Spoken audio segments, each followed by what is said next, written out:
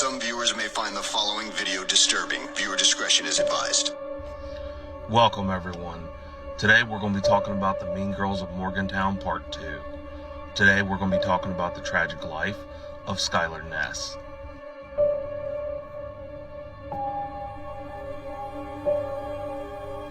On the night of July 5th, 2012, Dave and Mary Ness would be sitting at home watching an episode of CSI, waiting for their daughter to return home from work. 16-year-old Skylar Ness, who normally would join her parents in watching an episode of CSI, was currently at her job at a fast food franchise, where she would be finishing up a shift at the restaurant Wendy's. She would return that evening after working a shift, and she would go into the back room and she would get her clothes and take a shower and place her work clothes that she had worn that day in the laundry room for her mother to wash in the morning. Dave Ness would ask Skylar if she wanted to stay up and watch the episode with him and her mother, but Skylar would say that she was extremely tired as it was a really busy day at Wendy's and wanted to get some rest. So Skylar would both kiss her parents goodnight and tell them that she loved them and walk back into the back hallway and close the door. The following morning, on July 6, 2012, Dave would wake up as he would be getting ready for his work shift, and Mary would already be up preparing breakfast, and they would walk past that hallway and see that Skylar had the door shut. So they would walk past it and they would have breakfast and just do their normal morning routine. And as they were walking out the door, they had thought about waking up their daughter before leaving, but had figured she was really tired the night before. It was a busy day at work, so they would have let her sleep in a little bit, and they would go on to work, not thinking anything of it. Dave Ness would return home from work around 2 or 3 p.m. that day, and he would walk into the apartment and notice that the apartment was very oddly quiet, and he would begin walking around the house, and he had known that Mary was still at work, but he would walk back in the back hallway and notice that the room to Skylar's room, the door was still shut, and he thought that was really off because she only shut her door when she went to bed. And he thought to himself, well, it's getting a little too late for her to still be asleep.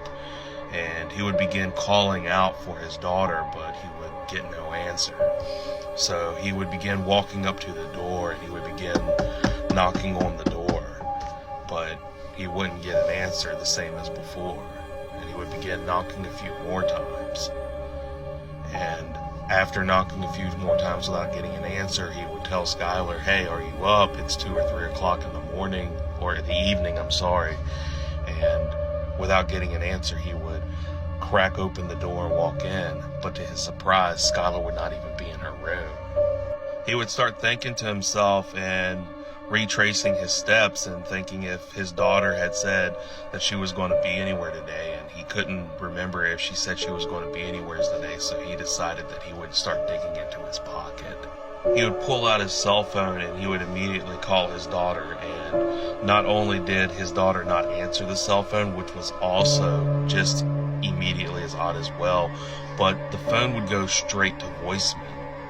And so Dave would realize his daughter either had the phone completely turned off or it had died, which was another strange thing that didn't add up, as she always had her phone on. Dave would call his wife Mary, who was still at work, and he would tell her, he would say, Skylar's not home, and she's not in her room, and she's not answering her cell phone.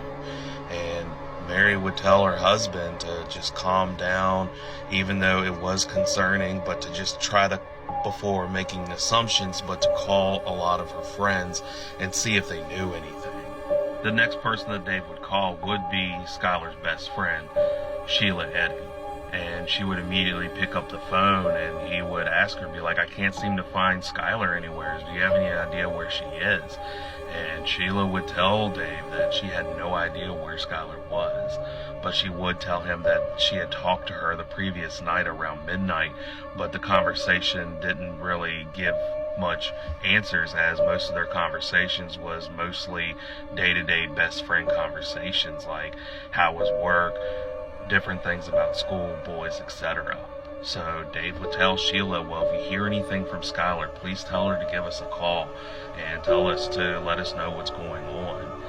And if you know anything, just let us know. And he would quickly get off the phone. Dave would then begin thinking, okay, let's retrace our steps and just take a look around the room and see if he could find anything.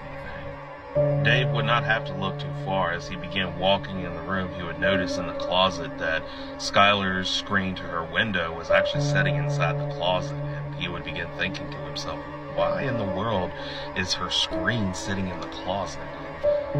He would walk over to her window and notice that at the bottom of the window there was a small gap, big enough for someone to fit their fingertips through the bottom of the window to lift it up. And he would lift it completely up, and he would push himself out the window and have half of his body sitting out. He would be looking around why the screen was not there, and he would get his answer when he would look directly down. And he would notice something else that was peculiar when he looked directly down. He would notice that Skylar's vanity bench that she would keep at her vanity was sitting outside her bedroom window on the floor. This would also be very peculiar for Dave, as he knew Skylar did not have a habit of sneaking out of the house. And he would begin thinking to himself, well, why didn't she put all this stuff back? Why didn't she put the screen back? Why didn't she bring in the bench from the vanity and put it inside her room when she returned home? And then it dawned on Dave, what if she never returned home? Fearing for his daughter's safety, he would quickly phone up his wife again at work, and he would tell her everything that he had noticed in the room, that the vanity bench was on the outside of her window, the screen was sitting in the closet, showing all the clear signs that their daughter had snuck out, and it's possible that she never returned home.